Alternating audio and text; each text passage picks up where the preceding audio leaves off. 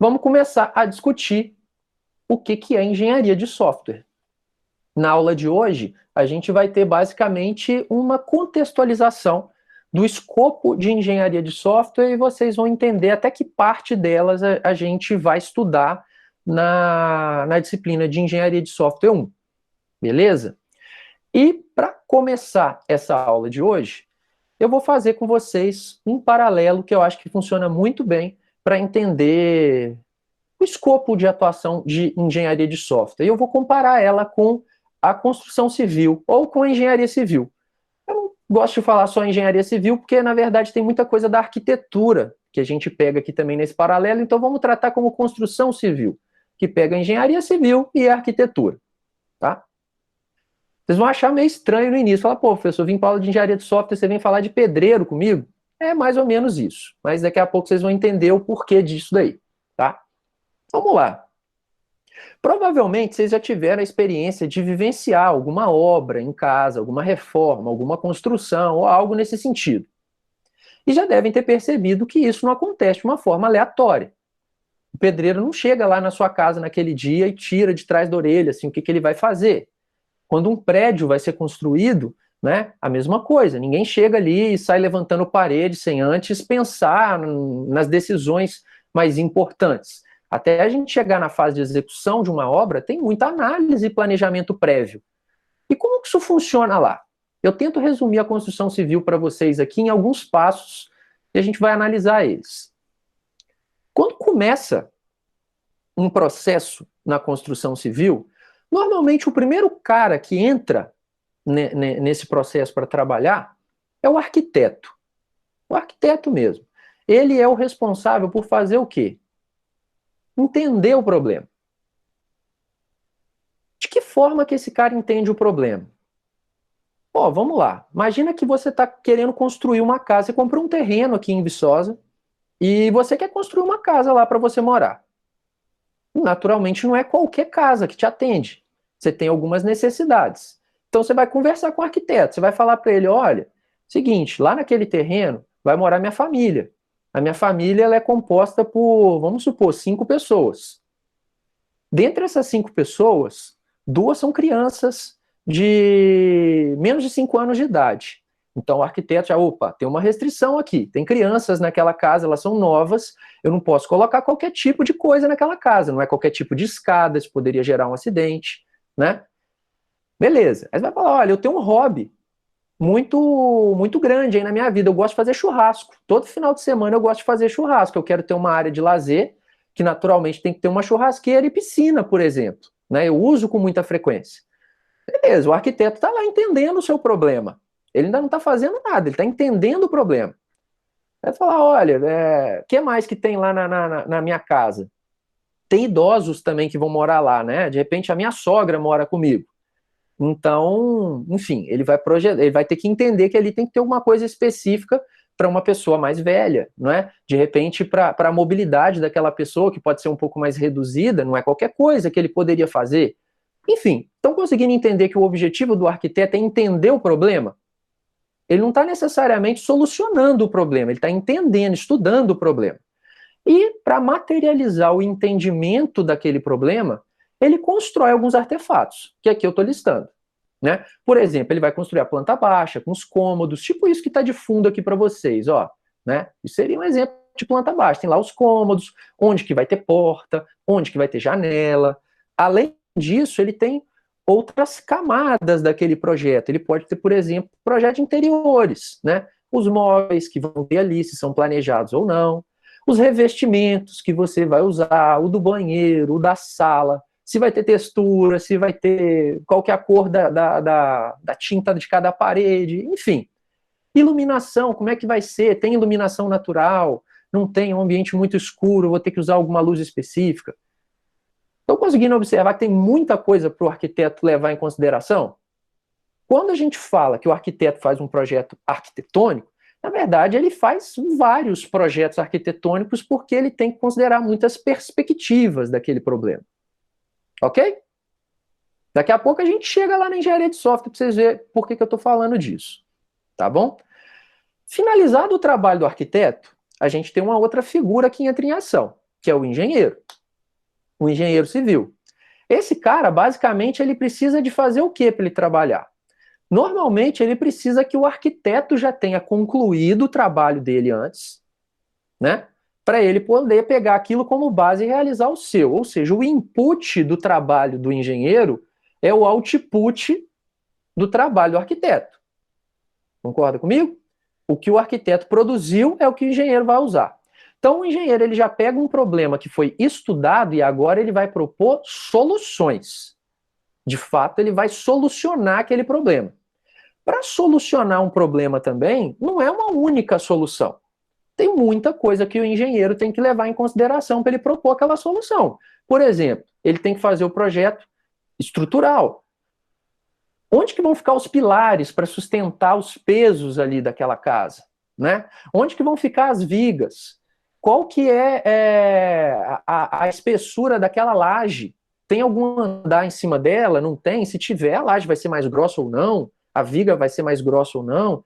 Quais são os materiais que eu tenho que usar para viabilizar aquela casa ali que o arquiteto estava imaginando? Porque o arquiteto não vai te falar isso. Aqui a gente já está solucionando o problema. E concorda comigo que para um mesmo problema podem existir N soluções diferentes? A gente vê isso desenvolvendo software, por exemplo. Então, o trabalho do engenheiro é analisar essas várias possíveis soluções e escolher dentre elas qual que vai ser a melhor. E ele leva outras coisas em considerações, algumas restrições, por exemplo, do ambiente. Vamos supor, questão de solo, vento. Imagina que aqui o projeto fosse uma ponte, tá? Não fosse uma casa. Então o arquiteto já fez ali a análise do problema e tal, e agora o engenheiro está querendo viabilizar, mas ele tem que analisar, por exemplo, se naquele lugar onde a ponte vai ficar, venta muito ou não. Vamos supor que venta muito. Se venta muito, a ponte ela poderia eventualmente sofrer torções por intermédio do vento que está batendo do lado dela, e aquilo poderia fazer ela cair. Então, se ele sabe que naquele ambiente tem aquela restrição, ele já vai pensar numa solução que considera aquilo. O solo é a mesma coisa, né? Eu estou construindo aquela obra num local onde o solo é muito fofo. Então, como é que vai ter que ser minha fundação? Ela vai ter que ser diferente do lugar onde o solo é firme. Tem terremoto aqui? Não tem? Tudo isso vai influenciar no projeto, né? E outros aspectos, como que vai ser a parte hidráulica, como vai ser a parte elétrica, e por aí vai. Ou seja, quando o engenheiro propõe o projeto, ele não está fazendo um projeto, na verdade, ele está fazendo vários também. Você tem muitas perspectivas a serem analisadas. E eu imagino que vocês continuam pensando que eu tô doido dando aula de engenharia civil para vocês na primeira aula de engenharia de software. Mas calma lá que a gente vai chegar na engenharia de software daqui a pouco, tudo vai fazer sentido. Uma vez, então, que a gente já tem o projeto escolhido da solução daquele problema, a gente tem que começar a materializar aquela solução, pôr a mão na obra, né? Para a coisa funcionar. E a gente pode ter um outro papel aqui, dentro da construção civil, que é o mestre de obras. Quem que é o mestre de obras? Ele não é o pedreiro, não é o cara que vai lá arregaçar as mangas e fazer cimento, pegar tijolo, bater prego, enfim, não é esse cara, né? Mas ele também não é um engenheiro. Normalmente, ele é um profissional que em algum momento já esteve ali no chão de fábrica, digamos assim, ele já foi o pedreiro, já foi o bombeiro, já foi o eletricista, então ele tem muita experiência, mas ele também já lidou com muitos projetos anteriores para solucionar aqueles problemas. Então ele é um cara que vai fazer o meio do caminho entre o projetista e o desenvolvedor. Ele vai traduzir os projetos para uma linguagem que quem vai executar ele entende. Por fim, falta o que? A equipe operacional, que é quem vai materializar aquele projeto. É o pedreiro, é o pintor, é o bombeiro, é o eletricista, etc. Tranquilo? Todos vocês ficaram aí mestres na ideia base da construção civil? E por que a gente está falando disso, gente? Às vezes, quando a gente começa a falar de engenharia de software, o aluno, normalmente, quando chega até aqui, normalmente não, sempre quando chega até aqui, ele já sabe programar, naturalmente, já fez várias disciplinas de programação. Desenvolver software não é uma novidade para aquele aluno. Mas muitas das vezes a gente tem aquela visão que para desenvolver software, né, é só programar. Quando a gente fala de engenharia de software, a gente não está falando de desenvolvimento de software de pequena escala, não, gente. Tudo que a gente vai aprender aqui na disciplina não se aplica quase nunca naquele projeto que você vai desenvolver sozinho em uma semana. Naquele projeto que você vai fazer em dupla em 2 dias. Aqui, a gente está falando de problemas de desenvolvimento de software profissional.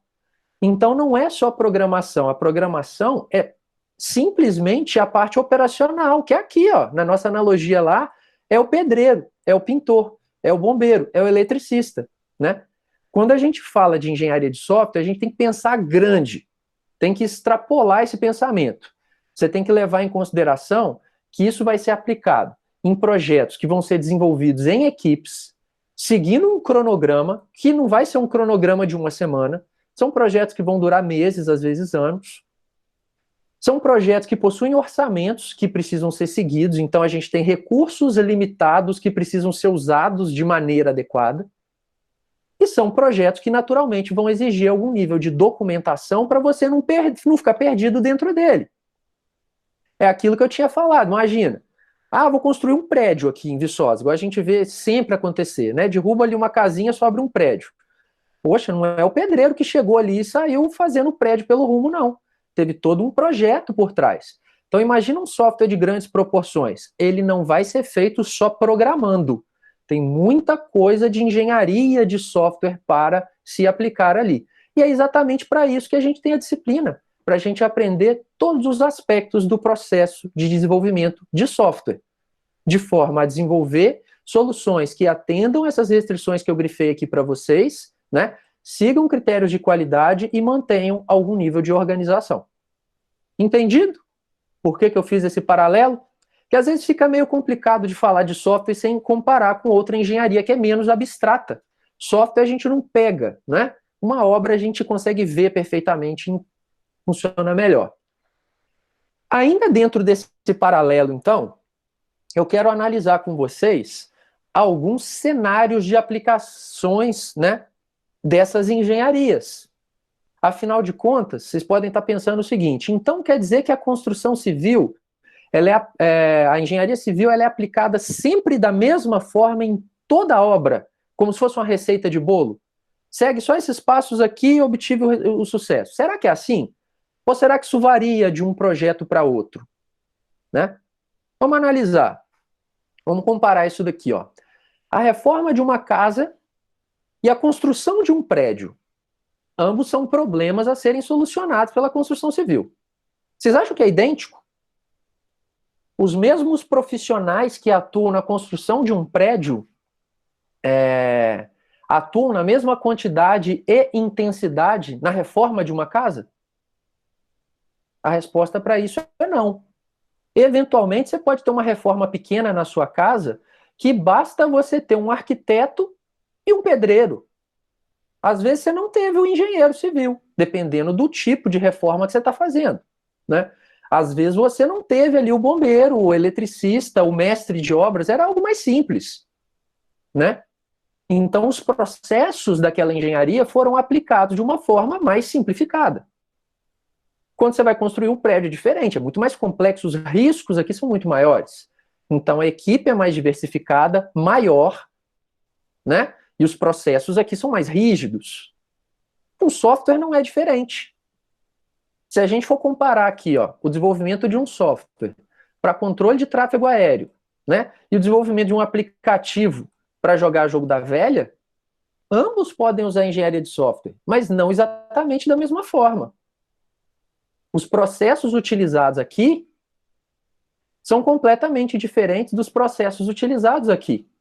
Os processos nas engenharias, eles são feitos não para serem seguidos como receitas de bolo. Eles são feitos para a gente entender como eles funcionam e conseguir customizá-los na hora da aplicação conforme a necessidade. Por isso que na engenharia de software vocês vão observar que eu tento desenvolver em vocês tanto o senso crítico. Porque não basta a gente decorar, o que é o processo tal, o que é o processo X, o que é o processo Y. Não, você tem que saber usar dentro de um determinado contexto, baseado nas restrições envolvidas.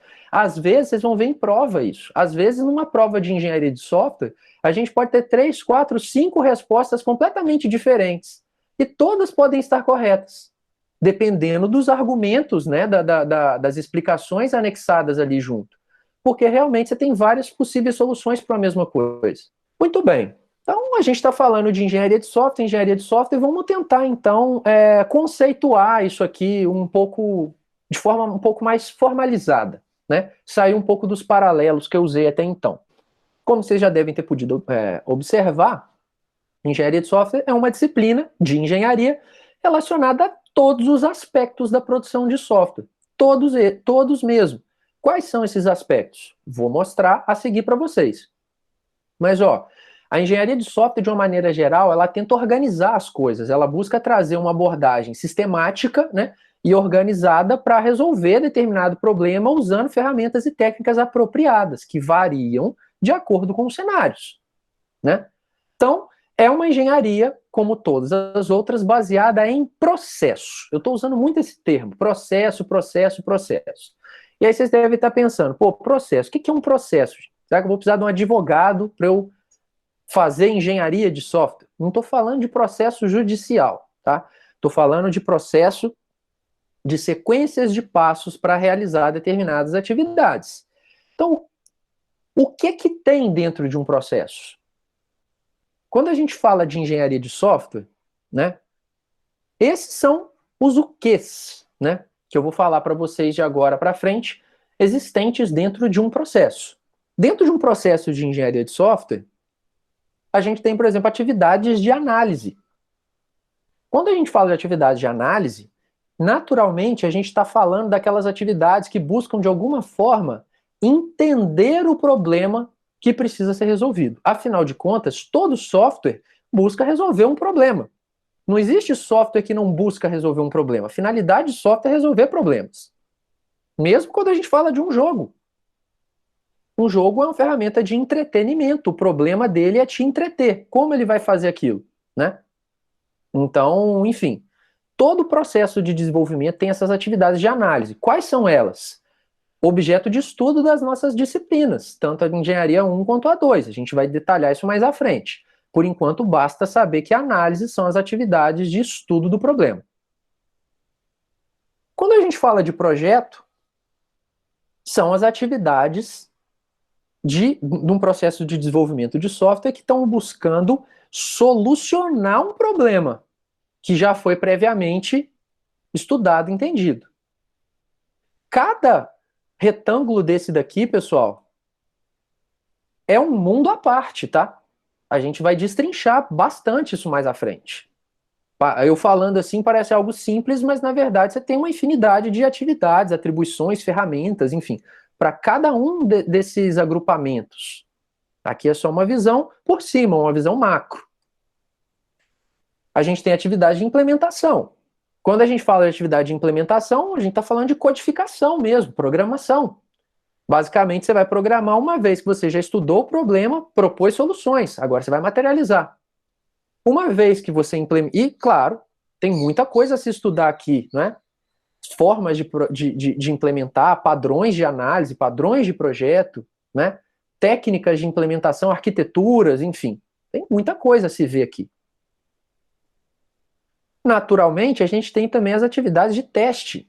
Uma vez que você desenvolveu alguma coisa, né, para seguir um projeto que seguia uma análise, né, você tem que fazer teste para verificar se o que foi produzido está de acordo com o que foi planejado.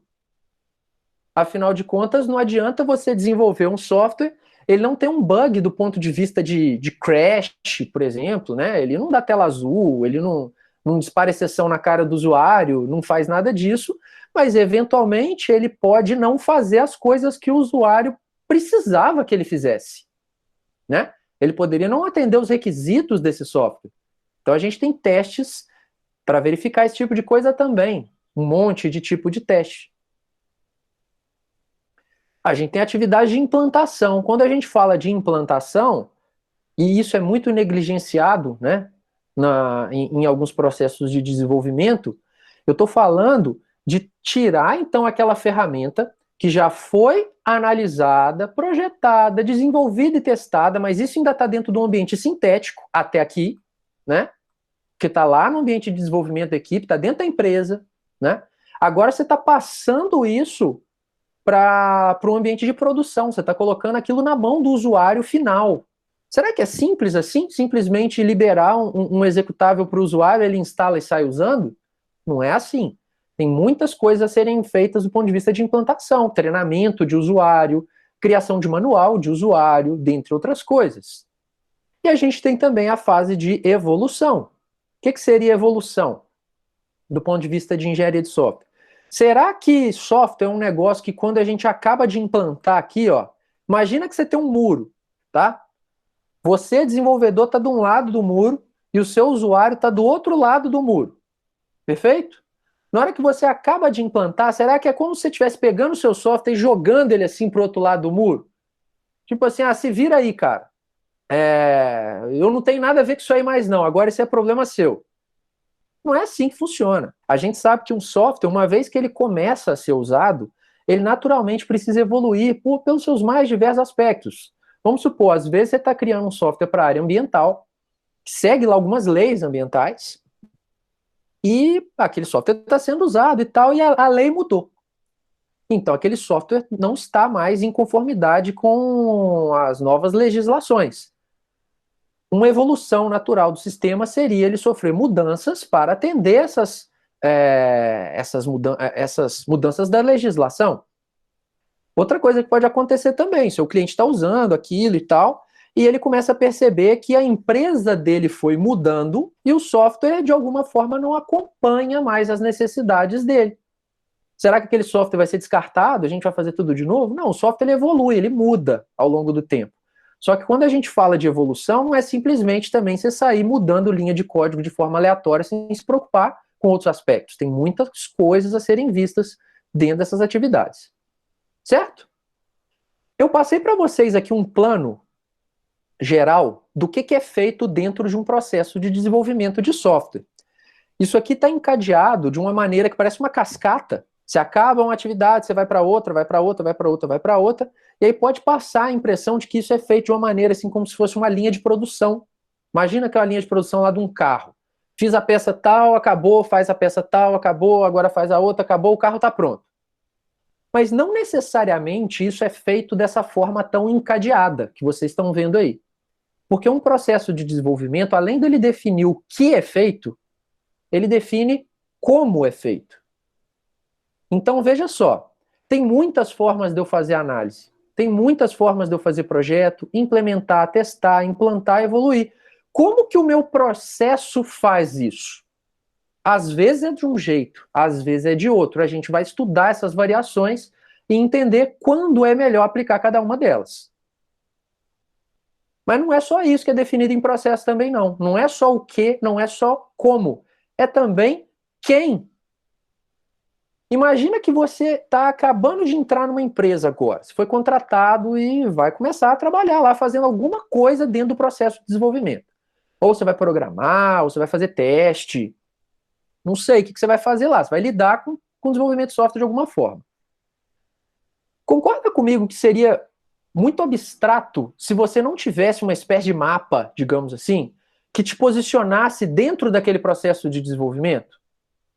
Não seria muito mais interessante que você já desde o início soubesse, ó, eu vou trabalhar diretamente dentro desse processo. Eu sou projetista de interface, vamos supor. Então, dentro do processo como um todo, eu como projetista de interface, eu vou lidar mais diretamente com o projetista da camada de domínio, que é o fulano.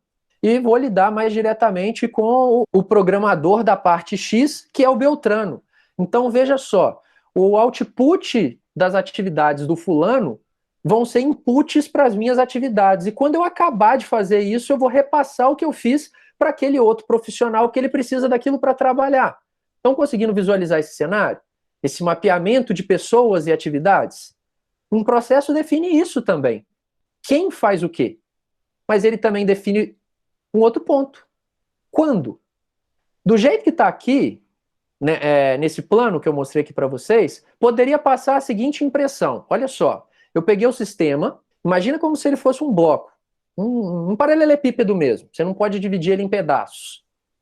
Imagina que ele fosse assim. Do jeito que o processo está disposto aqui nessa cascata, dá a impressão, então, que eu peguei aquele sistema e tenho que analisar ele inteiro, em detalhes. Estudei o problema a fundo como um todo. Na hora que eu acabei de estudar o problema como um todo, aí que eu vou fazer projeto. Agora, então, eu vou tentar projetar uma solução para o sistema inteiro. Acabei de projetar a solução para aquele sistema inteiro, então agora eu vou programar ele todinho. Só na hora que eu acabei de programar ele inteiro que eu vou testar. Aí eu testo tudo também. Estão conseguindo entender essa visão que eu estou mostrando? Essa é uma forma de se pensar processo, mas não é a única. E, por sinal, é a que é menos utilizada atualmente. Porque esse quando eu faço análise, quando eu faço projeto, quando eu implemento, ele pode ter muita atividade em paralelo. Você pode ter, por exemplo, você pega, então o sistema não é um monolito, tá? Ele não é um bloco só. Você quebra ele em vários pedacinhos. Aí, para cada pedacinho desse, vamos supor, peguei o pedacinho A, ele começou a ser analisado. Na hora que aquele pedacinho A acabou de ser analisado, ele vai ser passado para frente para os projetistas projetarem aquela solução, mas enquanto os projetistas estão projetando a solução daquele pedacinho A, os analistas começaram a analisar o pedacinho B. Entenderam? Aí, na hora que eles acabarem de analisar o pedacinho B, eles vão passar para o projetista, que provavelmente acabou de projetar o pedaço A e ele já está sendo implementado. Então, você tem atividades paralelas, simultâneas. Estão conseguindo visualizar isso? Então, processo, de uma maneira geral, ele tem muitas variações, como a gente vai ver. E a engenharia de software, como qualquer engenharia, é baseada em processo. E a grande finalidade da gente ter processo é buscar te dar previsibilidade em cima do que você está fazendo. Previsibilidade, traduz aí, professor, tenta deixar isso menos abstrato para mim. Vamos lá. A gente usa processo no dia a dia da gente e às vezes nem percebe.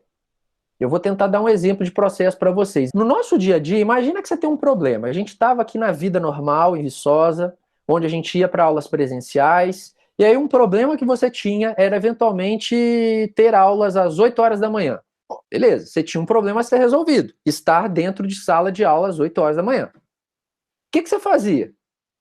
Cada um fazia de um jeito, mas é um processo.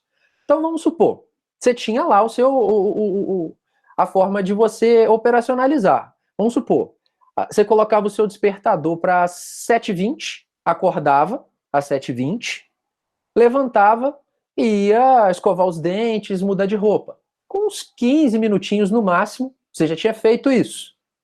Então aí já eram 7h35. Você tinha que estar às 8 horas em sala de aula. Beleza, você saía da sua casa, ia seguindo por determinadas ruas, e quase sempre seguia o mesmo percurso. Às vezes isso era de forma intuitiva. Você nem parava para prestar atenção que você estava fazendo assim, mas você fazia. Seguia as mesmas ruas, atravessava nos mesmos lugares e tal, e às 8 horas da manhã você estava lá dentro de sala de aula.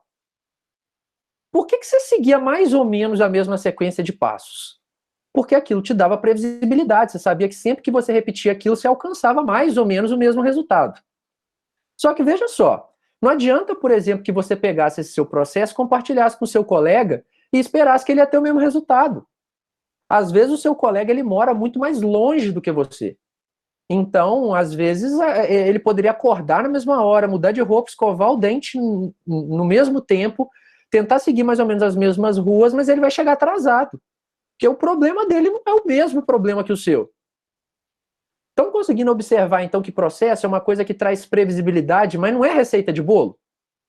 Ele varia de acordo com os cenários? Engenharia de software é a mesma coisa, tá? Então a gente vai estudando isso aos poucos e vocês vão entendendo melhor como aplicar. E a gente tem aí dois principais tipos de processo, que eu já falei sobre eles no slide anterior, embora eu não tenha falado assim de maneira tão formalizada. Basicamente, a gente está falando de sequências de passos organizados e práticas que vão levar a gente a alcançar objetivos que a gente tem em mente. E a gente tem dois grandes tipos de processos. Um deles é o cascata, que eu falei no exemplo anterior. Quando a gente tem um processo cascata, basicamente é aquela ideia de que o sistema ele não é quebrado em pedaços, não. Ele é feito de maneira bem sequencial. Você analisa o sistema inteiro, depois você projeta ele inteiro, depois você implementa ele todo, testa ele todo e, enfim, mantém ele inteiro. Esse é um dos primeiros tipos de processo de engenharia que surgiu. Não dá para dizer que esse tipo de processo é ruim, seria injusto, tá? Ele é pouco usado, de fato, hoje em dia. Mas não dá para dizer que ele é ruim. Ele é ruim dependendo do tipo de problema que você quiser usar para resolver. Vamos supor que você está lidando com um problema, com um software, que a regra de negócio dele ela é simples. Imagina, sei lá, você está desenvolvendo um software para biblioteca. A regra de negócio, gerenciar uma biblioteca. Gerenciar uma biblioteca é algo simples, a gente sabe como funciona uma biblioteca, não tem muito segredo naquilo dali. E às vezes o software ele também é pequeno. Ou seja, para cenários que são mais previsíveis e estáveis, softwares que não vão mudar muito ao longo do desenvolvimento, o problema não vai mudar muito, o Cascata funciona bem. Só que como a gente lida mais, hoje em dia, com problemas que são muito dinâmicos e instáveis, a gente não tem um controle absoluto sobre aquele problema já desde o início, a gente tende a usar mais os processos ágeis, né? Que envolvem aí conceitos incrementais e iterativos que a gente vai aprender, que basicamente é o segundo exemplo que eu passei no slide anterior, onde você pega um problema, quebra ele em probleminhas, e é como se para cada probleminha você fizesse uma cascata. Só que essas cascatas elas podem acontecer simultaneamente para cada pedaço daquele probleminha. Esse tipo de abordagem lida melhor com as mudanças, igual a gente vai estudar mais à frente, tá bom? Como a aula hoje ela é mais de contextualização, apresentar vocês a termos específicos, não tem a necessidade da gente se aprofundar tanto. Como eu já falei, independentemente do tipo de processo que você vai usar, você tem que sempre ter em mente que nenhum vai ser receita de bolo. Todo processo é proposto para ser customizado na prática. Então não adianta achar que o processo ágil do Google vai ser idêntico ao processo ágil do Facebook, que vai ser idêntico ao processo ágil da Microsoft, e por aí vai. Cada um aplica de uma forma diferente, seguindo os mesmos princípios, porque cada um tem ligeiras modificações nos problemas que estão resolvendo. Como que é fazer software sem usar engenharia de software, gente? E é o que a gente vê acontecer muito. Equipes de desenvolvimento negligenciando engenharia de software quando estão num processo de desenvolvimento. Essa figurinha parece que não tem nada a ver, igual muitas das analogias que eu coloco, mas no final faz sentido. O que está acontecendo nessa tirinha? A gente tem um soldadinho aqui esculpindo lá na pedra um certo número de soldadinhos, que o faraó tinha passado para ele uma tarefa. E tem um outro soldado aqui que está observando esse cenário.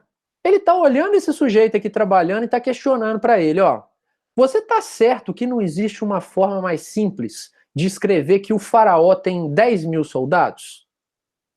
O faraó tinha dado uma atividade para ele, falou, olha, arruma uma maneira aí de documentar para mim que o meu exército tem 10 mil soldados. Esse era o problema para ele resolver.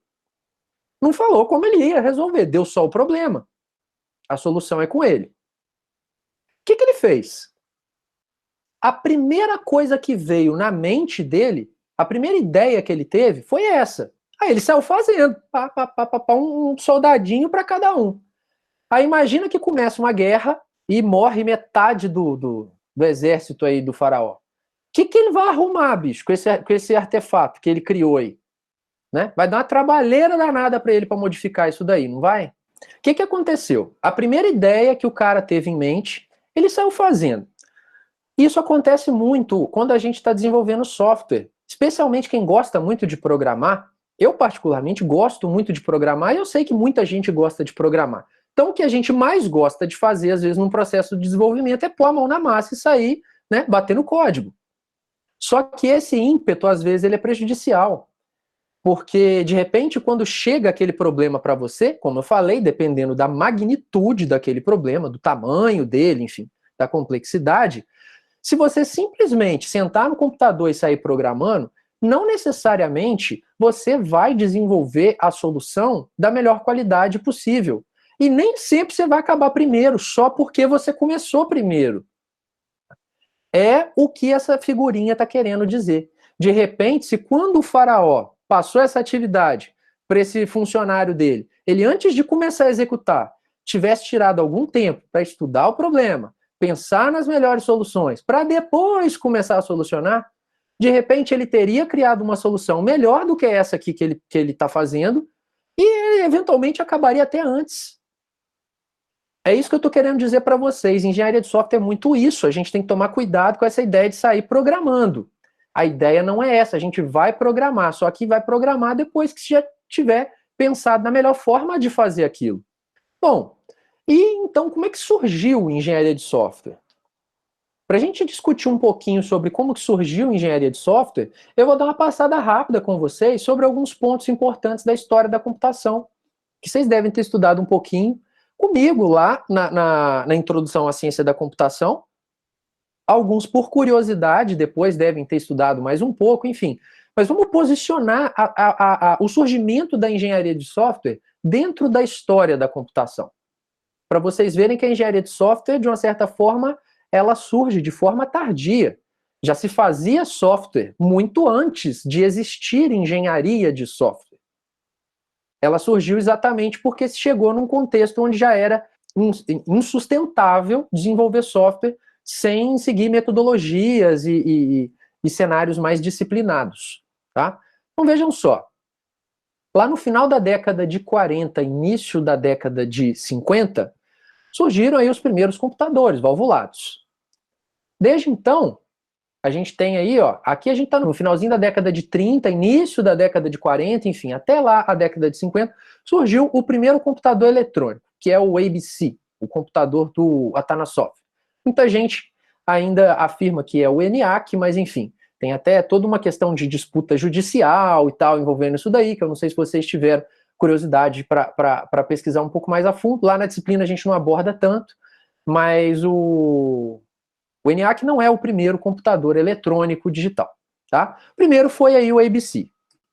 Desde então, a gente teve a Segunda Guerra Mundial, que eu estou citando aqui porque, embora seja um período histórico ruim do ponto de vista da sociedade, muita gente sofreu, morreu, etc., do ponto de vista da computação, foi um período muito produtivo, né? Muita coisa da computação surgiu durante a Segunda Guerra. Então, para o nosso lado, tem lá um ponto positivo aí, esse marco histórico. O ENIAC veio aí, ó, em 46, que é um dos primeiros computadores eletrônicos digitais. Né? Já tinha software naturalmente por aí. A arquitetura do von Neumann, que a gente segue praticamente até hoje nos computadores modernos, né, de programa armazenado, surgiu aí em 46. Nada de engenharia de software até então. A primeira linguagem de programação de alto nível, tá? Eu não estou falando da primeira linguagem de programação imperativa aqui não, tá? Estou falando da primeira linguagem de programação de alto nível. Foi o Short Order Code, do John Mackley, que é um dos criadores do ENIAC. Então, olha só, se já tinha linguagem de programação de alto nível aqui, já se fazia software, naturalmente. Aí veio a segunda geração de computadores, computadores baseados em transistores. O que a gente tem de relevante aí nessa segunda geração para pontuar? Claro que tem muito mais coisa, peguei algumas fatias. Ó, veio aí o IaaS, é um dos primeiros computadores a utilizar a arquitetura do von Neumann, que foi proposto aí alguns anos antes. E até as máquinas de hoje, os celulares, enfim, de uma certa forma, utilizam essa arquitetura de programa armazenado, onde o software, para estar em execução, ele sai do disco, vai para a memória RAM e ali ele fica, via barramento, comunicando diretamente com o processador. E aí as instruções vão sendo processadas. Veio aí o Fortran, que foi a primeira linguagem de programação imperativa, que são as linguagens que a gente está mais acostumado a usar. Faça, se não, onde a gente manda o computador fazer e ele faz. Né? O Fortran foi a primeira com esse paradigma, lá no meio da década de 50. Nada de engenharia de software, e o pessoal fazia software. Veio a terceira geração de computadores, baseada em circuitos integrados. Durou aí, né, a década de 60, década de 70, e aí a gente teve algumas linguagens surgindo. Teve o Algol, o COBOL, todas as linguagens conhecidas que eram muito usadas. O BASIC também foi extremamente usado. Veio o Simula 67, que foi a primeira linguagem de programação orientada a objeto, e nada de engenharia de software. No final da década de 60, início da década de 70, veio o período histórico que a gente chama de crise do software, que é um marco histórico para a criação da engenharia de software. E eu vou falar um pouquinho mais dele daqui a pouco. Antes eu vou só fechar essa linha do tempo aqui para acabar de posicionar vocês. Basicamente, junto com a crise de software, estava começando a quarta geração dos computadores, baseado nos processadores modernos. E desde então, a gente teve linguagens relevantes que foram criadas. Pascal e C em 1970, C++, né, em 83, e, enfim, da década de 90 para frente, as linguagens de programação orientadas a objeto, embora já existissem desde o final da década de 60, né, só que na década de 90 elas começaram a, de fato, se tornar populares, muito usadas no desenvolvimento de software profissional. Mas eu quero focar aqui com vocês, ó, nesse marco. O que vem a ser a crise de software, gente? Software, como vocês observaram ali naquela linha do tempo anterior, já era feita há muito tempo. Software não era uma novidade, já se desenvolvia esse tipo de produto, digamos assim. Só que a questão é o seguinte, vocês devem ter observado ali ao longo da linha do tempo, se a gente pega computador a válvula, computador a transistor, computador a circuito integrado e por aí vai, concorda comigo que ao longo do tempo, o poder computacional, o poder do hardware mesmo, ele foi aumentando assim de forma exponencial. Software foi ficando muito mais potente no intervalo de tempo muito curto, naturalmente foi ficando mais popular e mais barato, tudo de forma muito rápida. Ali na linha do tempo dá pra gente ver que isso foi acontecendo. Tudo foi evoluindo rapidamente. Enfim, nos primórdios da computação, como o hardware ele era muito fraco, naturalmente não tinha como desenvolver software muito robusto também. A limitação era no hardware. Então, a atividade de desenvolver software desenvolvia softwares relativamente pequenos e simples, porque o hardware não aguentava muito mais do que aquilo. Além do mais, pouca gente usava computador. Então, a demanda por desenvolver software também era pequena. Só que o que foi acontecendo? O software foi evoluindo, foi ficando mais potente e foi ficando disponível para um número maior de pessoas. Então a demanda por desenvolvimento de software foi aumentando rapidamente. O tipo de software que se podia fazer também foi ficando cada vez mais complexo e maior, do ponto de vista de tamanho mesmo. Só que as técnicas usadas para desenvolver software não eram compatíveis mais com aquele cenário que os desenvolvedores estavam sendo expostos. Eu costumo comparar esse período como o que acontece no caso de um pintor. Um pintor, quando vai pintar um quadro, ele normalmente não tem uma técnica de análise, projeto, né? É uma coisa mais assim, na base da intuição, na base da arte. Ele senta na frente da tela, vem vindo as ideias na cabeça dele e ele vai pintando, a coisa vai fluindo. Isso funciona bem para aquele cenário. Só que quando a gente precisa de lidar com problemas grandes que vão demorar para ser resolvidos e tem vários aspectos importantes a serem levados em consideração, se você não tiver o mínimo de controle e organização, aquilo dá errado. E é o que aconteceu nesse período histórico. Nessa época, no final da década de 60, início da década de 70, 50 a 80% dos projetos de software fracassavam. Isso é um número assustador. Quando a gente fala que um projeto de software fracassava, ele fracassava por vários aspectos. Ou ele não conseguia atender, seguir aquele orçamento que ele tinha, ficava muito mais caro, ou ele estourava o cronograma, né, pensava assim, fazer o software em 1 ano, ficava pronto em 3. O software às vezes tinha baixíssima qualidade. Quando a gente fala de qualidade, a gente pode pensar em qualidade interna ou qualidade externa. Quando a gente fala de qualidade externa, a gente está falando daquela onde, para você identificá-la, você não precisa de necessariamente ser um desenvolvedor ou entender de desenvolvimento. Uma falta de qualidade externa seria, por exemplo, uma interface confusa. O usuário senta ali, começa a usar, não entende o software. Então, baixa qualidade. Uma falta de qualidade interna poderia ser, por exemplo, um software que tem o código difícil de entender, o código mal estruturado, com muita dependência.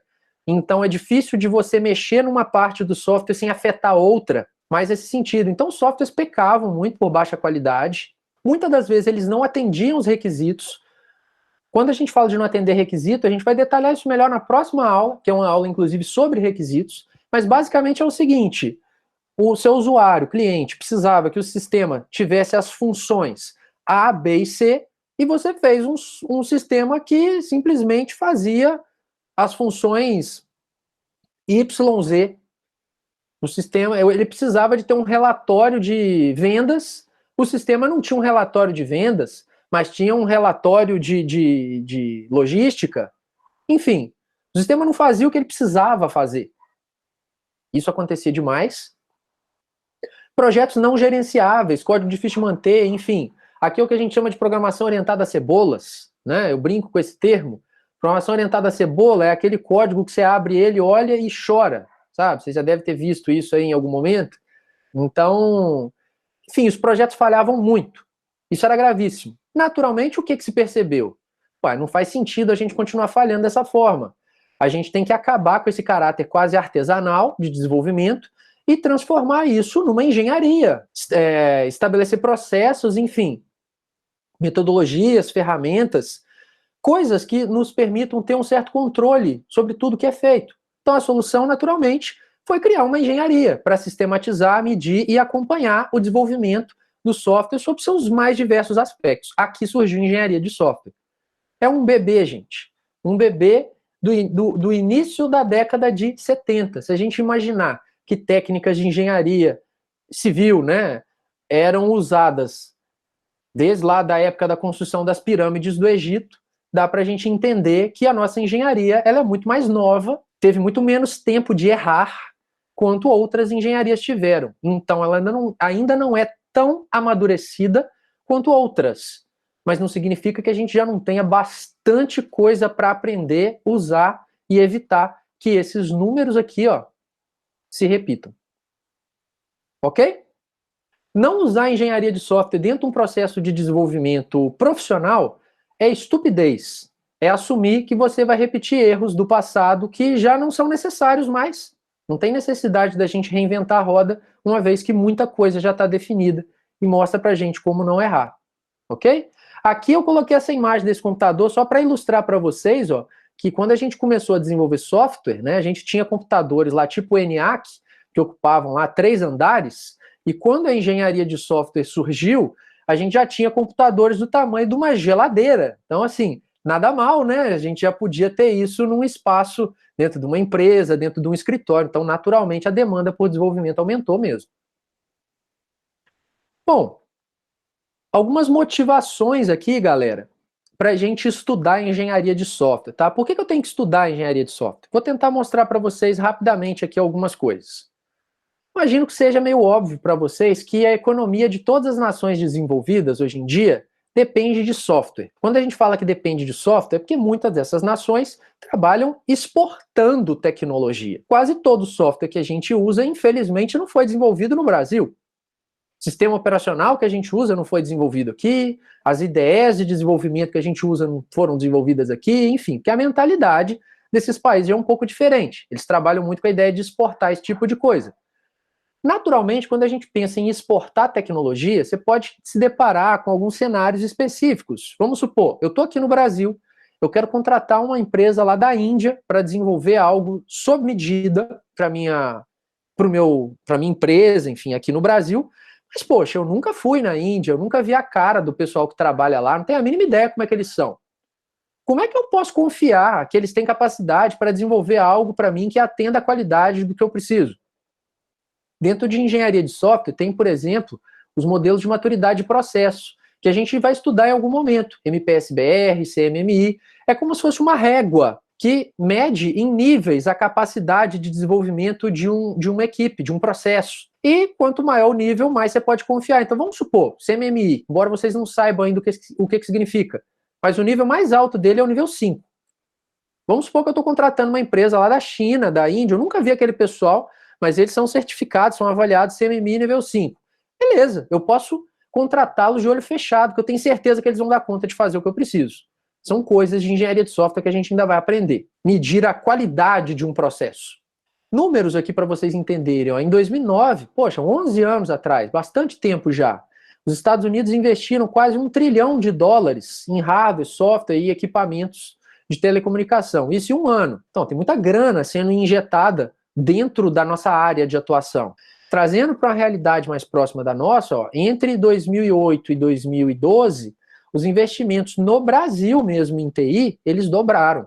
Eles passaram de 3,5% do PIB, né, em 2008 para 7% do PIB em 2012, que dá aqui ó, em torno de 170 bilhões de dólares. Nada comparado ao $1 trilhão que eu mostrei ali, mas ainda assim, muito interessante. Lembrando que assim, esse período histórico aqui envolve a época que o Brasil tinha definido que teria Copa do Mundo, que teria Olimpíadas. Foi a época que se descobriu o pré-sal, então começaram a estudar como explorar.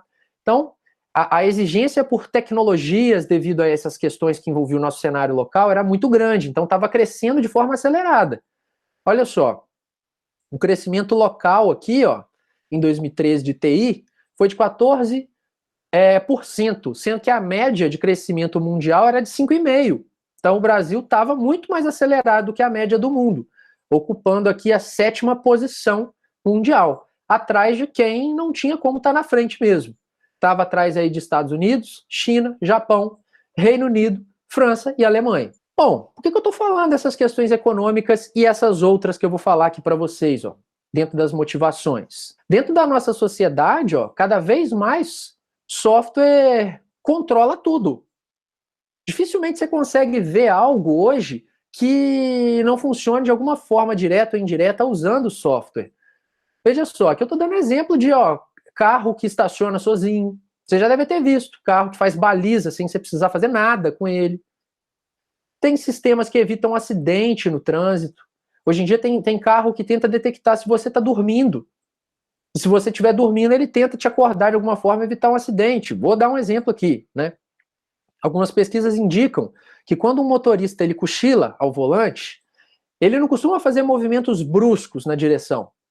Ele costuma gradativamente sair da direção para onde ele deveria ir, invadindo a pista contrária, por exemplo. Vamos supor, então, tem um software ali no seu carro que está tentando avaliar o seu comportamento e entender se você está dormindo ou não. Quando ele identifica que você está dormindo, ele pode, igual alguns sistemas já fazem, corrigir a sua trajetória, trazendo você naturalmente para a sua pista, né? Dando algum alerta, vibrando o volante, fazendo algum som dentro do carro para tentar te acordar, enfim, de alguma forma ele tenta evitar o acidente. O software faz isso. Vamos supor que esse software fosse mal feito. Quando a gente vai fazer uma ultrapassagem, o que a gente faz? Não tô falando de... enfim, tanto faz se é pista de mão dupla ou não. Normalmente, quando a gente vai fazer uma ultrapassagem, a gente não coloca o carro para a pista do lado por um tempo, conclui a ultrapassagem e volta para a pista que você deveria estar. Vamos supor que na hora que você está começando a fazer uma ultrapassagem, o carro acha que você está dormindo. E aí ele traz ele de volta para a pista normal. Poxa, ele poderia causar um acidente. E a culpa seria de quem? De quem desenvolveu o software, não do motorista. A responsabilidade de quem desenvolve software hoje em dia é muito grande.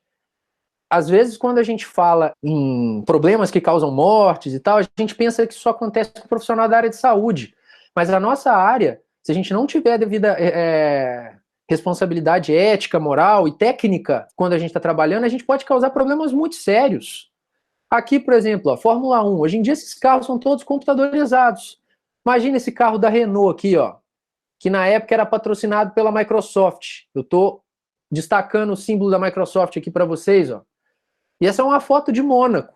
Aqui tem uma reta. Lá no final dessa reta, tem uma freada brusca e uma curva fechada. Imagina se na hora que o carro, todo computadorizado, metesse o pé no freio, acontecesse isso daqui. Tela azul. Mata o piloto. A culpa é de quem? Quem fez o software. A responsabilidade é muito grande. Eu tenho certeza que dificilmente alguns de vocês vão conseguir responder essa pergunta aqui de uma forma diferente da que eu imagino.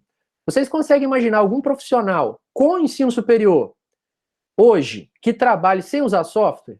Médico, advogado, engenheiro, todo mundo usa software. Eu estou tentando mostrar isso para vocês para evidenciar o seguinte: não falta motivação para a gente estudar engenharia, não falta vaga para a gente trabalhar com desenvolvimento de software. Quando a gente vê essas reportagens aí, não é? Sobram vagas no setor de TI, empresas buscam contratar e faltam profissionais, aquela coisa toda. Isso tudo é verdade, não é demagogia. Mas, para a gente poder preencher essas vagas com qualidade, a gente tem que ter em mente que software é coisa séria e tem que ser feito de forma bem feita e com responsabilidade. Porque se a gente não faz isso, naturalmente vão surgir o quê? Falhas.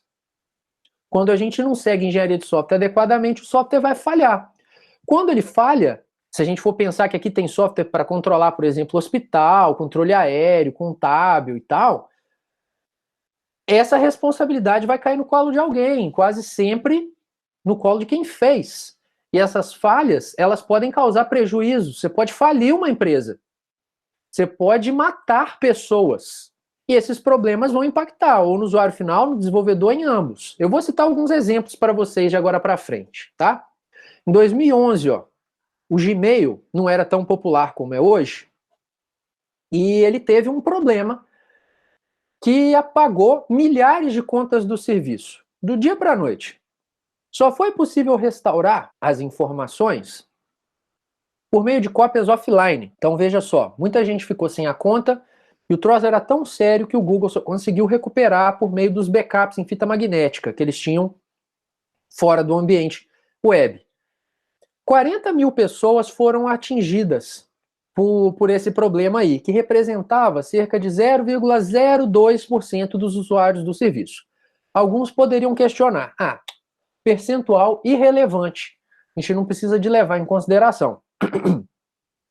Você gostaria de fazer parte desse percentual? Eu acredito que não. Porque o que acontece? Quando a gente fala de contas Google aqui, a gente está falando de tudo, gente. A gente está falando de Gmail, agenda, Docs, Drive, etc. A vida da pessoa poderia estar ali, a empresa dela poderia estar ali. Imagina no ensino remoto. Google Meet, Google Classroom, Google Drive, aí o Google resolve de dar uma dessa de novo. O usuário final, que somos nós, ficaria extremamente prejudicado. E essa foi uma falha de engenharia de software. Falta de gerência de risco. Quando a gente fala de gerência de risco, falando brevemente aqui, gerência de risco é algo que a gente ainda vai estudar mais a fundo e tal, mas risco é como se a gente estivesse tentando prever o futuro. Eu estou desenvolvendo um software, eu estou seguindo um processo para isso, e eu já estou antevendo que, de repente, determinado problema pode acontecer daqui a 2 meses. Eu não só estou antevendo que aquele problema pode acontecer, como eu já estou me preparando para contorná-lo se ele acontecer. Vamos supor, eu estou desenvolvendo um software para iOS nativo. Na minha equipe de desenvolvimento só tem um programador que domina essa tecnologia. Só ele. Se aquele cara sair do projeto, ferrou. Isso é um risco grande. A equipe já deveria levar aquilo em consideração. E ela deveria ter um plano de contingência. Se aquele cara sair, eu vou fazer isso. Então eu não vou ser pego de surpresa. Risco é mais nesse sentido. Identificar possíveis problemas e já criar propostas de solução para aquilo acontecer. Aqui faltou. Eles nitidamente foram apagar incêndio. Tiveram que recorrer a cópias offline, inclusive, do negócio. Risco também pode ser oportunidade, tá? Não é só pro lado ruim, não. Se eu tiver oportunidade de contratação X para ampliar em Y, eu faço também, da forma tal. Faltou isso aqui. Olha lá, vamos falar de outros problemas. Tudo problema de software. Década de 60, ó, início da década de 60, engenharia de software não existia. O do Google já existia. Ó, sonda espacial Mariner 1 foi a primeira missão foi a primeira nave espacial que voaria para outro planeta na história. Pô, negócio massa. Era uma missão para Vênus. Pô, legal pra caramba. Não era tripulada, obviamente, a gente não fez isso até hoje, mas era uma sonda que ia para lá. Muito bem. Um erro de software fez com que o voo desse foguete desviasse o seu caminho. Imagina só, vou pegar meu celular, imagina que ele é um foguete, tá? Quando a gente vai lançar um foguete, normalmente eles traçam uma trajetória para ele que envolve a inclinação daquele foguete, a localização na Terra, previsão do tempo, força do vento, enfim, que lança aquele foguete e ele tem que seguir reto naquela trajetória. Só que, poxa, vai ventando, imagina só, tá ventando na cauda, apertou aqui o foguete, quis fazer isso, né? Aconteceu isso, ele tinha um software que calculava isso em tempo real. Desviou para cá, opa, eu vou usar um retrofoguete para apontar para cá de novo. Aí agora me desviou para cá, eu volto a fazer isso. Então tinha um software que controlava e mantinha o foguete na rota dele, ok? Essa era a ideia. A questão é que esse software, ele falhou e cerca de 5 minutos depois que esse foguete foi lançado, ele teve que ser destruído porque ele tinha desviado de forma irreversível da sua trajetória. Então eles ativaram a autodestruição dele do ponto de controle. O prejuízo foi pequeno, 80 milhões de dólares, que para os dias atuais são cerca de 630 milhões de dólares. Se a gente for converter para reais, daí alguns trilhões de reais, tô brincando, né? O dólar tá o quê? 10 reais? Não sei, não tô acompanhando. Enfim, sabe o que foi o problema, gente? O hífen mais caro da história. Parece piada. Hífen, um sinal de menos, sabe? Na matemática, menos com menos dá mais, basicão lá, era isso. Basicamente, eles escreveram uma fórmula no papel, quando estava projetando o software. Quando foram transcrever ela para código, esqueceram de colocar um hífen na fórmula. Não dava erro de compilação. Funcionava o software, mas o comportamento não era o esperado. Causou isso que vocês viram. Naturalmente foi o quê? Falta de teste? Óbvio. Se tivesse testado mais, simulado mais cenários, aquilo teria sido identificado antes do problema acontecer na vida real. Ó, outros problemas aqui, ó. Esse da Fórmula 1. O Vettel, ele era tetracampeão consecutivo da Fórmula 1, né? Tinha ganhado por 4 anos seguidos. Ninguém batia esse cara. Lá em 2014, na primeira corrida do ano, ele não ficou entre os 10 primeiros colocados na disputa da pole position. Aí poderia pensar, o carro da equipe dele estava fraco esse ano. Não, o carro não estava fraco porque o companheiro de equipe dele quase ficou em primeiro lugar. Então o que aconteceu? Estudaram e tal e chegaram à conclusão que o problema era no software do motor. O que rolou? Carro de Fórmula 1 é feito para rodar em altos giros, né, em alta velocidade. Só que depois que o carro ele completa lá uma volta rápida, na hora que ele está voltando para os boxes, ele vem em giros baixos, vem na velocidade mais lenta. Faltou, de alguma forma, testes dentro do processo de desenvolvimento que não perceberam que aquele motor do Vettel, especificamente, com aquela versão do software lá, quando estava girando em baixas rotações, o motor entrava no estado irreversível que o carro ficava lento. O que aconteceu então? Uma falha de software no motor fez com que o carro dele ficasse lento de forma, mesmo ele sendo muito talentoso, ele não ter conseguido um resultado tão bom. Pode pensar, problema bobo, ninguém perde com isso. Poxa, todo mundo perde. Olha só, o usuário final aqui é a equipe e o piloto. O desenvolvedor é a Renault, que fazia o motor. Só que não é só eles que perdem. Imagina só, você é um cara que comprou ingresso para ir lá no GP assistir o Vettel, você é fã dele. Aí ele vai estar largando lá atrás. Pô, você vai ficar chateado. Ah, poxa, então vamos pensar quem mais que perde. Você vai assistir pela televisão a corrida, você não foi lá. Televisão você não paga nada para assistir normalmente, passa na TV aberta. Mas a televisão ganha com aquilo, não é? Porque ela tem patrocinadores que expõem a marca ali, quanto mais gente assistindo, melhor. Você ligou a TV, o Vettel estava mal, você torce para ele, nem vou ver essa corrida, desligou a televisão. A audiência foi baixa. A audiência foi baixa, a TV também sai perdendo, porque o patrocinador não vai gostar de pôr aquela marca dele lá, vai tirar. Conseguiram observar que gera um bolo danado aí? E a culpa foi de quem fez o software? É um troço danado. A responsabilidade para desenvolver software é muito grande, tá? Outro problema que eu vou citar aqui, ó. Falha de software do Boeing 737. Esse é mais recente, 2018, 2019, tá?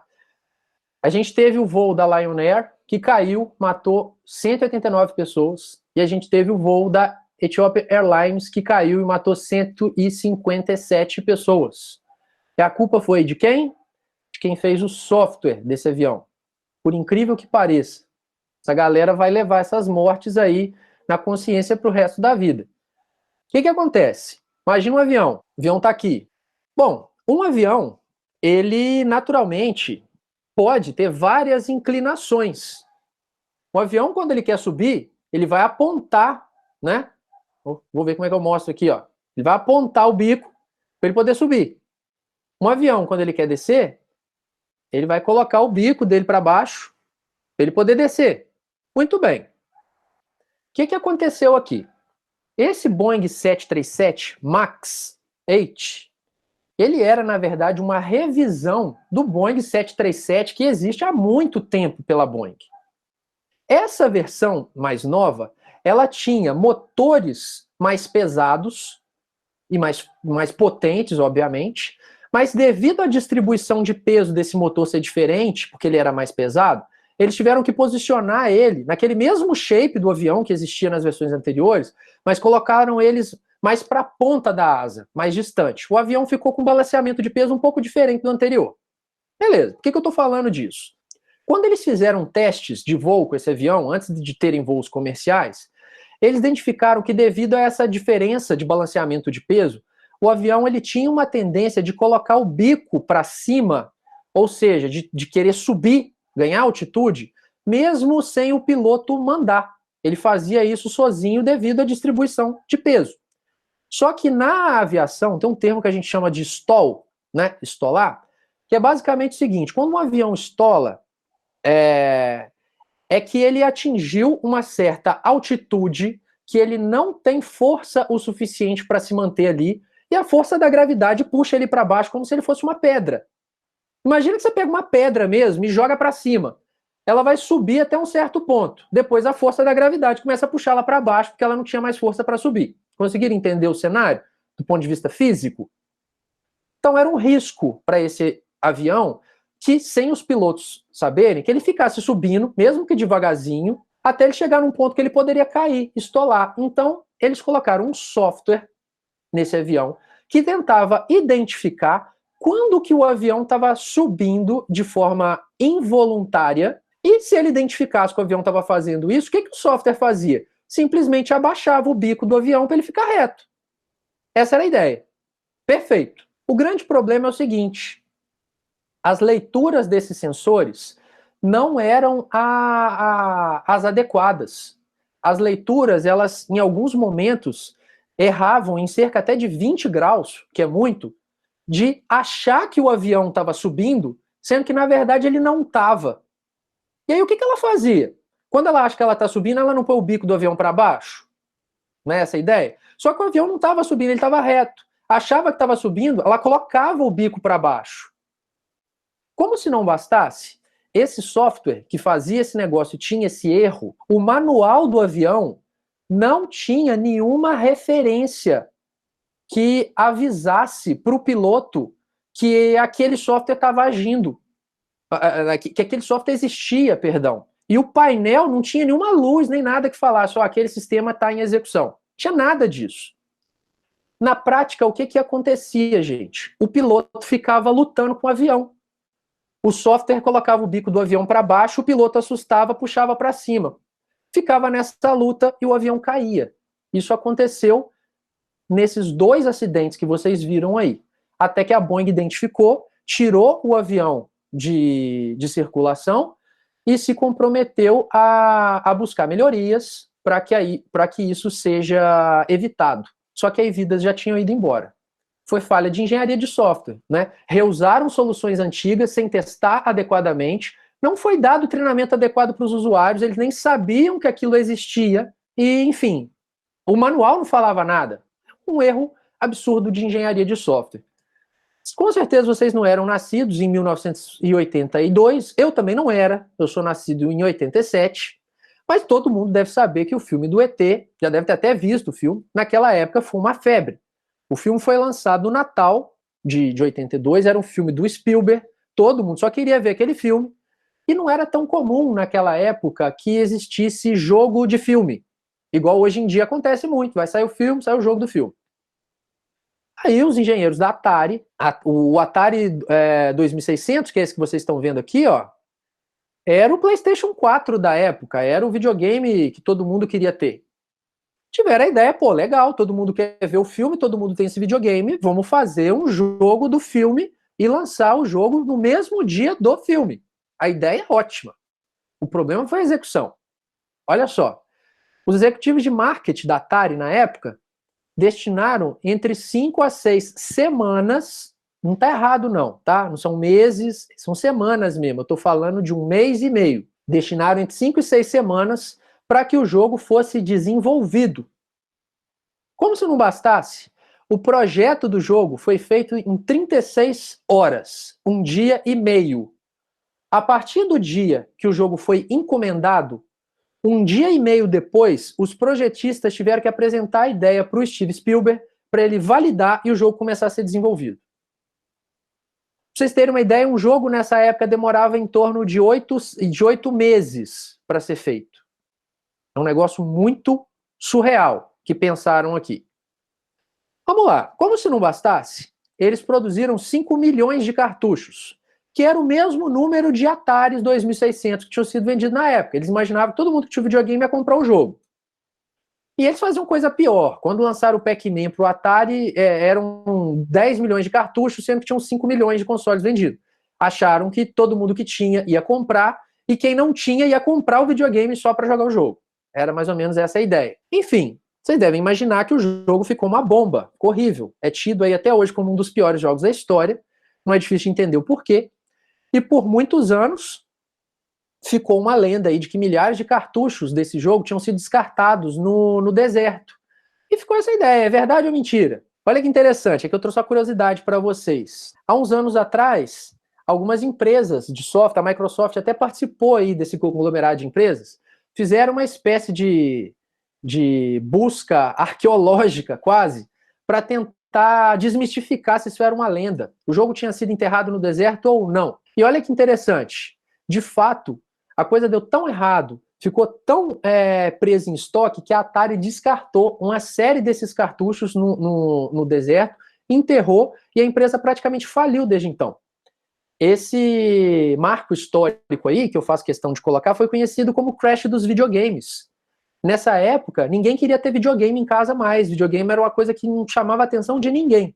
Isso foi mudar só lá no final da década de 80, quando a Nintendo lançou o primeiro videogame e a coisa começou a ficar atrativa de novo. Mas foi fruto principalmente por um projeto terrível da Atari, que causou uma frustração gigantesca. Quem tiver interesse em conhecer um pouco mais sobre essa história, eu listei aqui 2 documentários. Esse aqui, que é o Atari Game Over, que já ficou no Netflix por um tempo, eu não sei se tem mais. Até uma curiosidade aqui, ó, esses números, é latitude e longitude do local onde esses cartuchos estavam enterrados, no deserto. Dá para vocês procurarem no mapa. E essa série é bem recente do Netflix. Eu assisti ela na semana passada. GDLK. Quem não viu, gosta do tema, recomendo demais que assistam. Aborda muito essa questão, que tem a ver com engenharia de software. As falhas aqui, ó, foram todas as possíveis. É uma falha generalizada de falta de engenharia de software. Para começar, falta de gerenciamento de risco. Ninguém se preocupou com o que poderia dar errado e como agir. Você acha que gerência de risco é pensar que se der errado a gente vai enterrar os cartuchos no deserto? Isso aí foi para apagar incêndio. Ninguém tinha projetado fazer isso, é porque não tinha outra alternativa. Não tinha nem espaço para estocar aquilo. Executivo de marketing tomando decisão técnica. Gente, marketing sabe vender. Marketing não sabe desenvolver software. Então, marketing não pode estabelecer cronograma de desenvolvimento. Em engenharia de software, uma das coisas que a gente vai estudar, que vocês vão ver, são as métricas de desenvolvimento. Como é que eu meço o tamanho de um software? Uma vez que eu entendo o tamanho dele, como é que eu consigo definir um cronograma, um orçamento, dimensionar uma equipe? Tem como fazer isso, quantificar isso de maneira formalizada. Mas executivo de marketing não sabe fazer isso. Faltou planejamento, faltou projeto, análise. Resumindo, tudo errado, todo mundo perdeu e a engenharia fracassou. Então eu quis mostrar para vocês, por meio desses exemplos, que a falta de engenharia de software traz problemas sérios, que trazem prejuízo e podem trazer mortes. E o que a gente vai buscar fazer ao longo das disciplinas é evitar isso. Dando prosseguimento na nossa discussão, eu queria apresentar para vocês brevemente também alguns pequenos desafios que acontecem quando a gente está lidando com o desenvolvimento de software. E a gente consegue ver esses desafios mesmo em problemas simples, como esse que eu estou apresentando agora para vocês. Veja só, isso daqui é um probleminha que vocês poderiam facilmente resolver aí nas primeiras aulas de programação, né, lá da INF 110. E ainda assim, algo poderia dar errado se a gente não considerasse algumas questões. Vamos ler o problema. Ó. Dado 3 valores de entrada, verifique se eles podem ser o comprimento dos lados de um triângulo. Se forem, determinar se formam um triângulo equilátero, isósceles ou escaleno.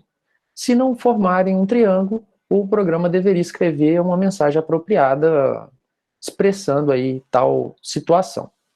Beleza. Então, assim, a regra para definição, se os valores podem formar o lado de um triângulo ou não, estão aqui do lado, não tem segredo nenhum. Isso aí a gente estuda lá no ensino médio. Basicamente, cada lado do triângulo ele tem que ser maior, né, do que o valor absoluto da diferença dos outros dois, e, ao mesmo tempo, ele tem que ser menor do que a soma dos outros dois. Isso se aplica para todos os lados. Se um desses 3 pontos aqui falhar, a gente não tem um triângulo. Por exemplo, aqui, ó, a gente não tem um triângulo, porque se a gente somar A e B, né, A mais B é menor do que C. Então, a gente está infringindo isso aqui. Ó. Perfeito? Não daria um triângulo. Muito bem. Vocês acham que aqui a gente tem informação suficiente para desenvolver um software que não tenha nenhum tipo de problema? O problema é simples, mas tem problema. E se o usuário entrar com valor negativo? E se o usuário entrar com lados igual a 0? Aí vocês poderiam argumentar da seguinte maneira: ah, professor, mas isso não vai acontecer não.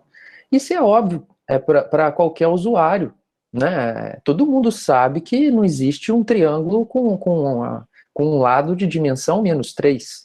Todo mundo sabe que não tem um triângulo com um lado de dimensão 0.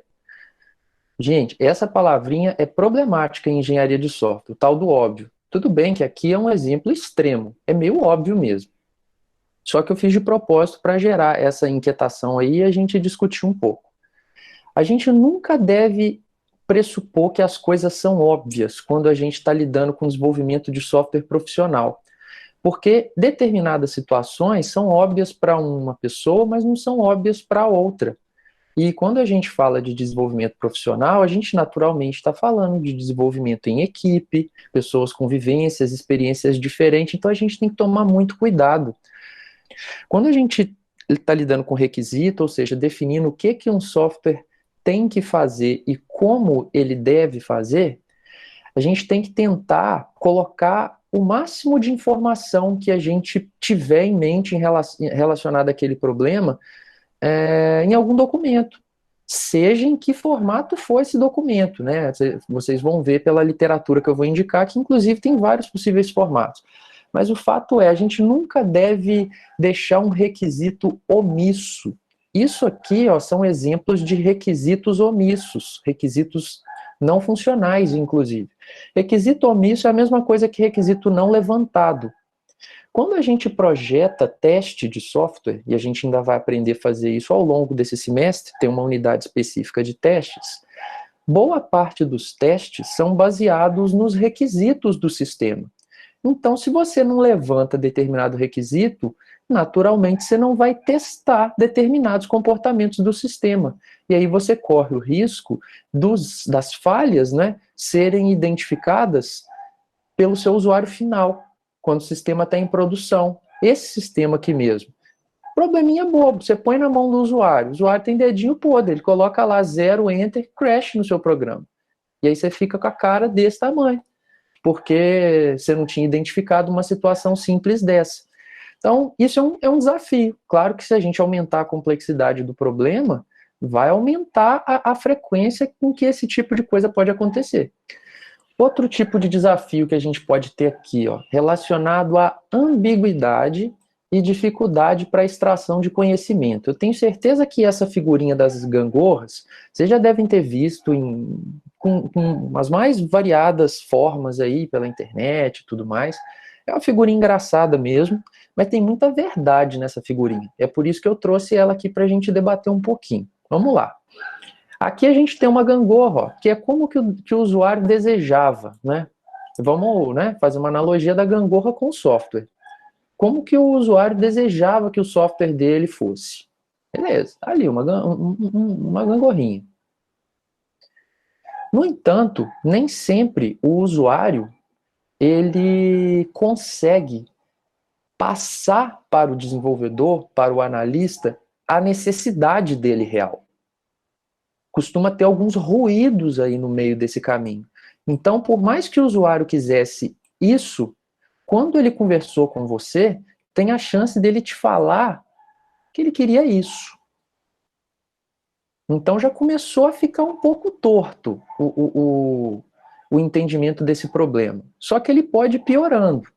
Que olha só, muitas das vezes, dependendo das técnicas que o analista está usando para extrair esse conhecimento do usuário, ou até mesmo da falta de experiência e às vezes falha de comunicação, por mais que o usuário tenha proposto isso para o analista, ele pode ter imaginado uma coisa um pouquinho diferente.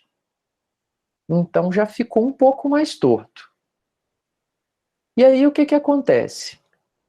O analista, nesse momento anterior aqui, ó, que eu estava destacando, é o momento que ele está entendendo o problema junto com o usuário, mas em algum momento ele vai transformar esse entendimento em algum documento, em algum artefato. No momento que ele vai definir esse artefato, dependendo do conhecimento ou da falta de conhecimento, ou enfim, do desleixo de quem está fazendo essa atividade, ele pode ainda assim criar um documento que expressa algo diferente do que ele mesmo tinha imaginado. O documento é falho, o documento é ambíguo, dá abertura a múltiplas interpretações. E vai piorando, porque esses documentos eles são usados, às vezes o output da atividade de um profissional dentro de um processo é o input para a atividade de outro. Então, o que os programadores recebem como entrada aqui para poder fazer a parte deles? O que o analista tinha definido, né? É a planta que ele vai levar como consideração. Só que o programador, muitas das vezes, também causa lá os seus probleminhas. Então, o documento tinha sido definido de uma forma, mas o programador temou em não seguir, eventualmente, o que tinha sido definido. E quis agir por conta própria, e a coisa ficou diferente. E como que o sistema fica no final? Completamente desengonçado, como vocês estão vendo aqui. É uma piada, é uma brincadeira, mas é uma brincadeira, como eu falei, que tem muito fundo de verdade mesmo. Esse telefone sem fio, a chance disso acontecer dentro de uma equipe de desenvolvimento de software é muito grande. Então, o que a gente tem que levar em consideração aqui, pessoal? A gente tem que pensar que dentro de um processo de desenvolvimento, a gente também tem que planejar muito bem a comunicação da equipe. Quem deve comunicar com quem? Quem tem acesso a quem? Né? Existe alguma hierarquia nessa equipe? Não tem, está todo mundo no mesmo nível? Que tipo de técnica eu devo usar para entender o problema? Que tipo de técnica eu devo usar para documentar o problema? Enfim, tudo isso está relacionado nessa figurinha que eu mostrei. Isso é um grande desafio para a gente evitar que isso aconteça. Sempre que no final a gente chega aqui com a gangorra completamente diferente do que o usuário queria, quem que saiu mais prejudicado nisso tudo? O usuário. Com certeza, o sistema naturalmente não vai fazer o que precisava ser feito. Tá? Para a gente resumir e fechar essa contextualização, antes da gente começar a falar sobre pontos específicos de engenharia de software, eu estou comentando com vocês aqui sobre o SWE-BOK, né, que é o Software Engineering Body of Knowledge, né, o corpo do conhecimento de engenharia de software. Desde 1998, a E3E ela propôs esse documento, esse livro, a última versão dele é a versão 3, né, de 2013, onde basicamente ela lista e detalha, né, quais são as áreas do conhecimento dentro da engenharia de software. E são 12 específicas.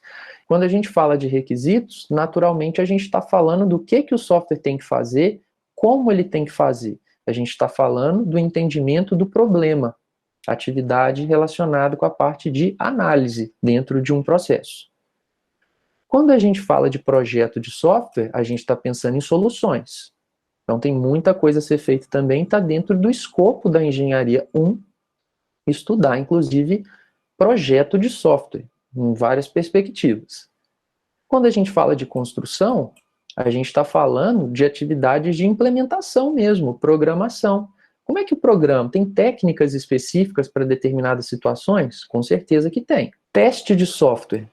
Como que se testa software? Em que momento se testa software? Que tipo de teste eu preciso fazer em determinada situação? Isso é uma área também que a gente vai estudar dentro da Engenharia 1. É uma das unidades que a gente tem aqui na disciplina.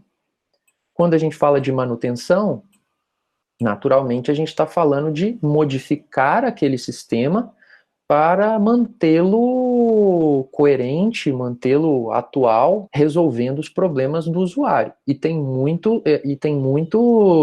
muitas coisas a serem estudadas dentro da parte de manutenção, por exemplo, refatoração, dentre outras coisas. A gente vê um pouquinho disso na engenharia 1 e mais um pouco na engenharia 2. Quando a gente fala de gerência de configuração, a gente está lidando com versionamento de software, integração de software.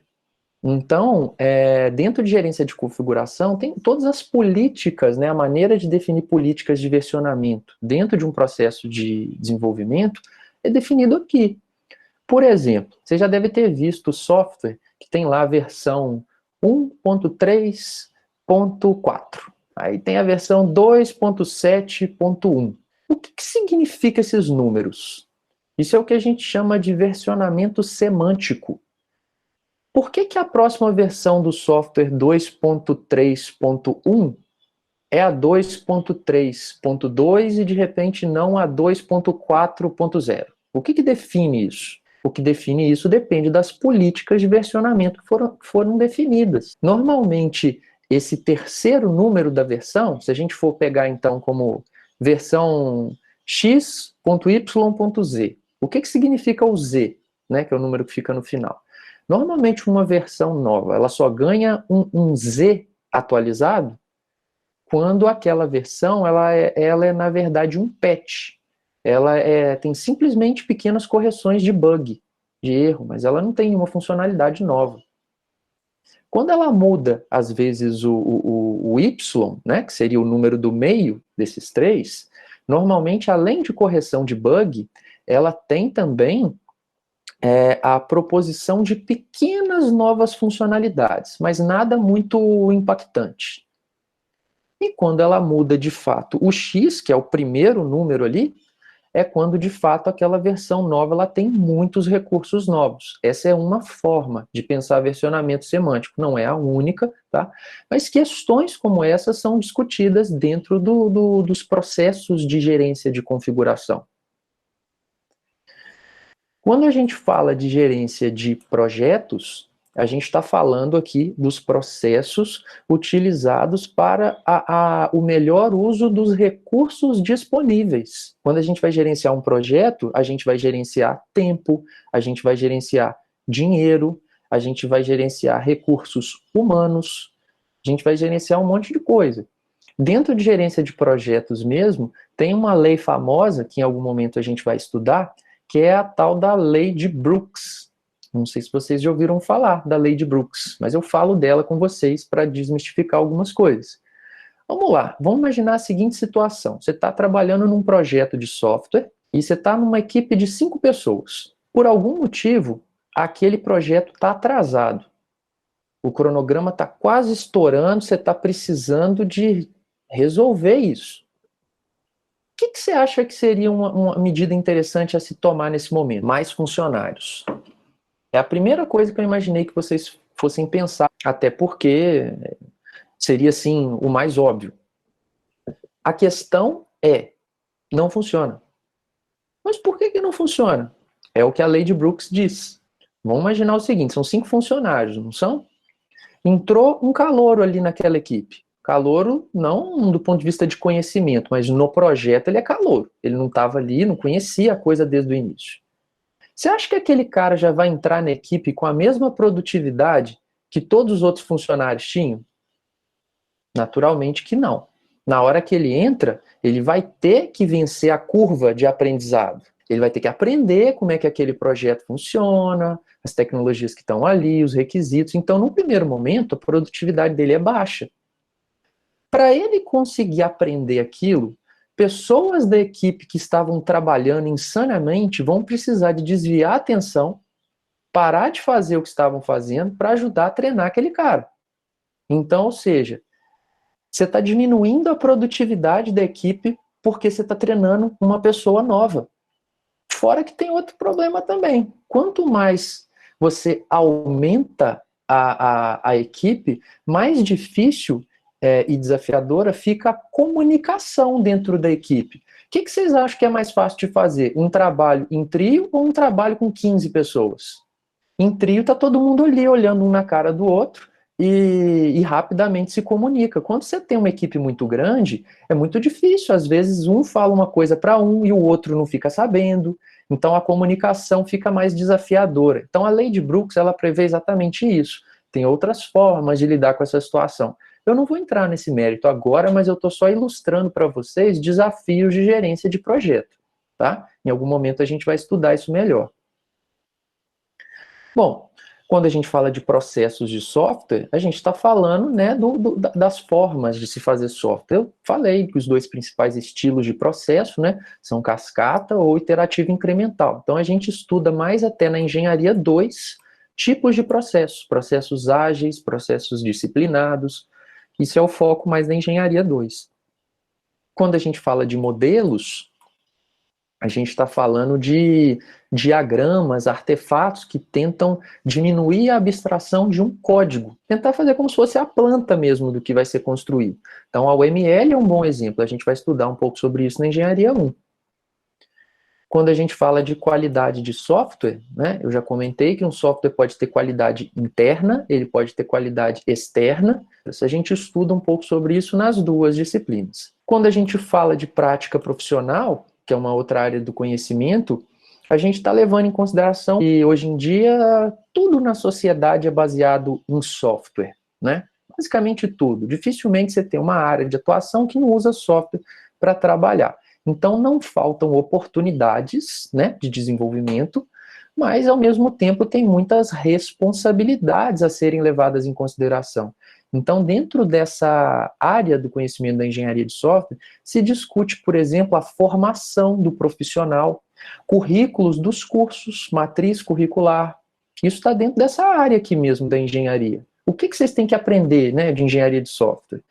Questões éticas, né? O código de ética da Sociedade Brasileira da Computação, por exemplo, está em conformidade com essa área do conhecimento. Então, tudo isso faz parte aí da prática profissional. Por fim, aspectos econômicos, porque não tem como a gente falar de desenvolvimento de software profissional sem pensar em vender. Então, por exemplo, como é que eu ponho o preço em um software? Como é que eu defino a regra, o modelo de negócio do software que eu vou pôr no mercado? Se ele é baseado em licença, se ele é baseado em aquisição para sempre, enfim. E outras coisas também, por exemplo, vocês já ouviram falar de custo de oportunidade? É algo que está dentro dessa área do conhecimento. Eu vou dar um exemplo para vocês, vai ficar fácil de visualizar. Imagina a seguinte situação: você tem um sistema da sua empresa, já colocou ele no mercado, ele tem usuários e tal, mas a sua equipe está ciente de que esse software tem alguns problemas, ele tem alguns bugs que ainda não foram corrigidos. Ok. Só que ao mesmo tempo, a sua equipe está com várias ideias novas para aquele software, de novas funcionalidades, novos recursos. O que é melhor fazer agora? Corrigir os bugs ou deixar os bugs para um segundo momento e desenvolver as novas funcionalidades primeiro? Isso é o que a gente chama de custo de oportunidade.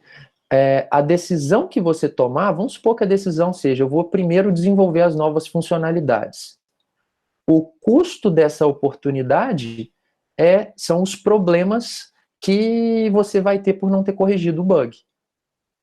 O que é maior? Qual que é o menor custo de oportunidade?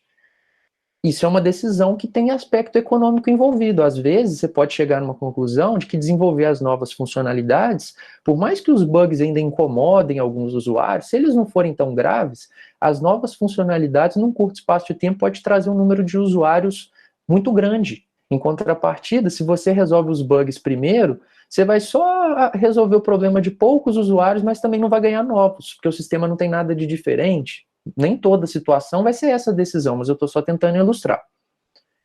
Entenderam como é que funciona isso daqui? Então, eu tentei dar uma passada realmente muito resumida nas principais áreas de conhecimento da engenharia de software e, naturalmente, a gente vai sair destrinchando isso daí ao longo dessa disciplina obrigatória e da engenharia 2, que não é obrigatória para todo mundo, aí depende do catálogo que você está, que é exatamente o que eu vou falar agora. Ó, o escopo da engenharia 1, que é o que a gente está agora, ele basicamente vai focar principalmente, né, nas atividades de projeto, implementação, teste e manutenção. Tá? São os principais focos aqui. A engenharia 2, ela faz o quê? Ela tem um foco muito maior na parte de análise. Aqui a gente vai detalhar a análise mesmo. A gente vê um pouquinho de análise na engenharia 1, mas é a introdução mesmo. Tá? E, ao mesmo tempo, a engenharia 2 ela se preocupa com o processo como um todo. Por isso que vocês estão vendo essa elipse azul aí, abraçando tudo. Então, a gente estuda processos de desenvolvimento, a gente estuda melhor na engenharia 2.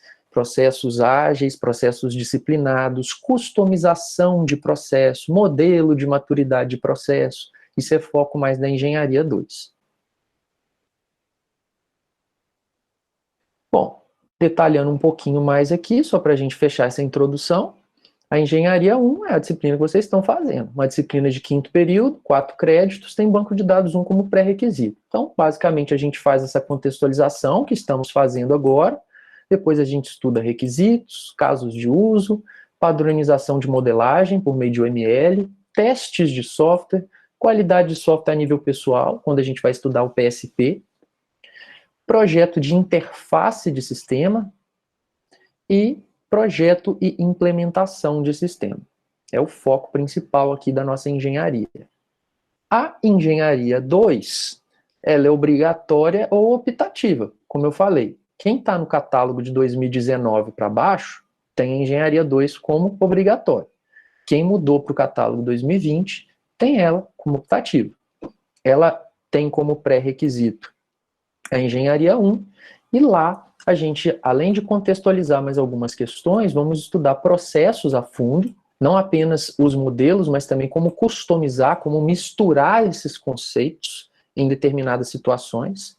Tem um foco grande na parte ágil, a gente estuda Scrum, por exemplo, lá. Aqui vem a parte de análise detalhada, a gente vai destrinchar a análise tanto do ponto de vista ágil quanto do ponto de vista disciplinado. Vamos aprender técnicas avançadas de modelagem, que aqui na Engenharia 1 a gente aprende a modelar software, mas a gente vai avançar nesse conhecimento na Engenharia 2. E a gente estuda métricas também na Engenharia 2. Métricas é como é que eu meço o tamanho de um software. Como é que eu sei o tamanho de um software? Uma vez que eu sei o tamanho de um software, eu consigo, por exemplo, dar um preço para ele. Eu consigo, eventualmente, traçar um cronograma para desenvolvê-lo. Eu consigo dimensionar o tamanho da equipe que vai trabalhar. Se a gente não consegue dar o tamanho para um software, a gente não consegue fazer esse tipo de coisa. Então a gente aprende a fazer isso lá e vemos algumas questões de gerência de projetos também. Tudo que a gente trabalhou aqui, pessoal, nessa pequena introdução, eu recomendo que vocês leiam o capítulo 1 do livro de Engenharia de Software Moderna. O link está aqui para vocês vão acessar via HTML mesmo, depois vocês podem ver com calma, esse material está aí no Google Classroom. Então, o aprofundamento dessa contextualização vem no capítulo introdutório desse livro, que eu recomendo fortemente que vocês leiam. Tá? A gente vai explorar basicamente metade desse livro dentro da disciplina de Engenharia 1 e mais um bom pedaço dele na disciplina de Engenharia 2. Lá tem exercícios de fixação e tudo mais. Um abração para vocês, bom descanso, a gente se vê por aí. Valeu!